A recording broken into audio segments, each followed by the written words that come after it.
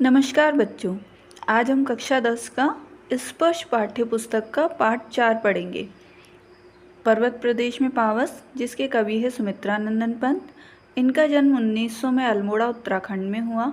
मृत्यु इनकी 1977 में हुई। ये छायावाद के 4 प्रमुख कवियों में से एक हैं। 1969 में हिंदी का प्रथम ज्ञानपीठ पुरस्कार इनकी चिदम्बरा नामक रचना के लिए इन्हें दिया गया था। इनकी रचनाओं का प्रमुख विषय है प्रकृति का वर्णन और रहस्यात्मक बातों को प्रकट करना। ये मुख्य रूप से प्रकृति की सुंदरता और प्रकृति से जुड़े हुए तत्वों का वर्णन करते हैं और उनमें पाए जाने वाले रहस्यों को भी उजागर करते हैं।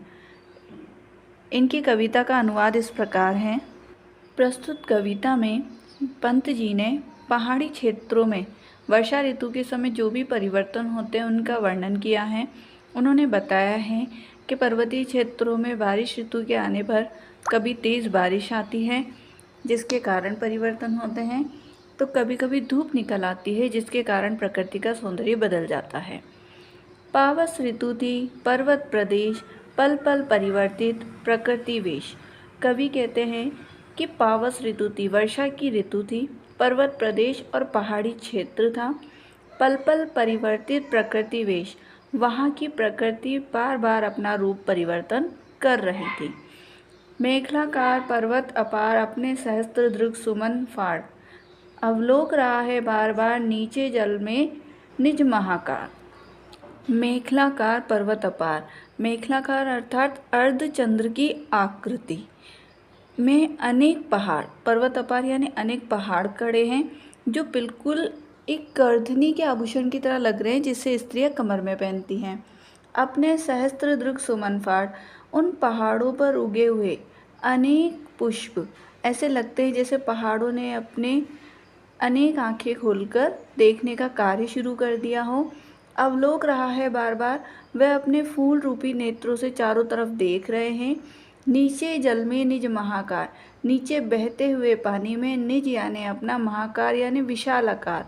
कहने का मतलब है कि पहाड़ों पर उगे हुए फूलों को देखकर ऐसा लगता है कि वह फूल रूपी अपनी आँखों से अपने विशाल शरीर को नीचे बहते हुए पानी में देख रहे हैं। जिसके चरणों में पलाताल दर्पण सा फैला है विशाल। इन पहाड़ के चरणों में यानी तले में फैले हुए विशाल तालाब को देखकर ऐसा लगता है जैसे कि वो आईने या दर्पण के समान फैले हैं और उसी दर्पण में वो अपने विशाल आकार को देख रहे हैं।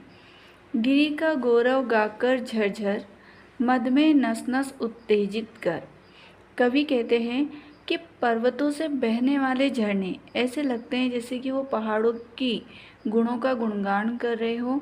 मद में नस नस उत्तेजित कर, वे मेरे शरीर की नस नस में उत्तेजना या जोश को भर रहे हैं।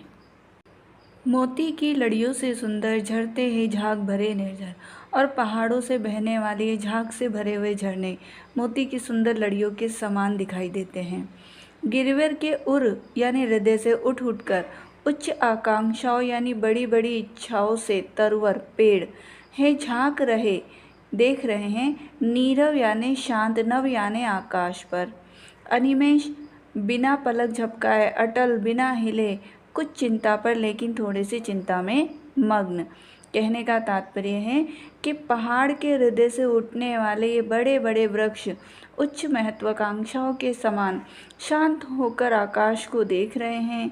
ज़रा भी पलक नहीं झपकाते, थोड़ा भी नहीं हिलते, लेकिन ये थोड़े से चिंता में मग्न अवश्य हैं। उड़ गया अचानक लो बूधर, बूधर यानी पहाड़, फड़का अपार पारद यानी बादल के पर। कवि कहना चाहते हैं कि जब इन पहाड़ों पर बादल इतने ज़्यादा घिर जाते हैं कि पहाड़ों को ढक लेते हैं तो ऐसा लगता है कि ये पहाड़ बादलों के पंख लगाकर आकाश में उड़ने लगे हैं। रवशेष रह गए निर्झर है, टूट पड़ा भू पर अंबर।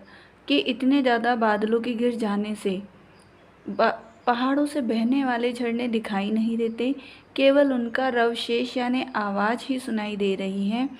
तब कवि को ऐसा लगता है कि जैसे आकाश ही धरती पर टूटकर गिर गया हो।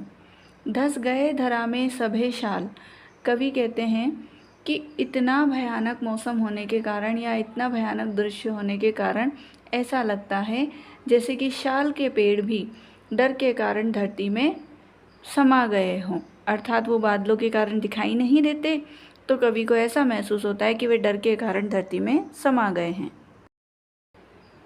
उठ रहा धुआं जल गया ताल।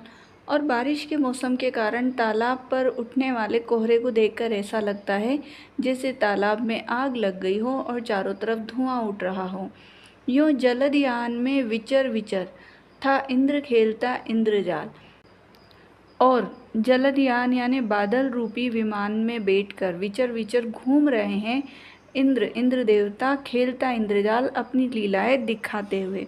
कवि कहते हैं कि इन घने बादलों को देखकर ऐसा लगता है कि इन बादल रूपी यान में बैठकर इंद्र भी अपना खेल दिखाने के लिए प्रकृति में निकल चुके हैं। आइए बच्चों, आगे पाठ के प्रश्न उत्तर देख लेते हैं। अगर किसी भी प्रश्न या उत्तर को लेकर आपके मन में कोई भी दुविधा हो तो आप मुझे कमेंट्स करके पूछ सकते हैं। पाठ से संबंधित महत्वपूर्ण प्रश्न उत्तर भी मैं अगली बार आपको ज़रूर बताऊंगी। अगर आपको अच्छा लगा तो प्लीज़ लाइक एंड सब्सक्राइब करें।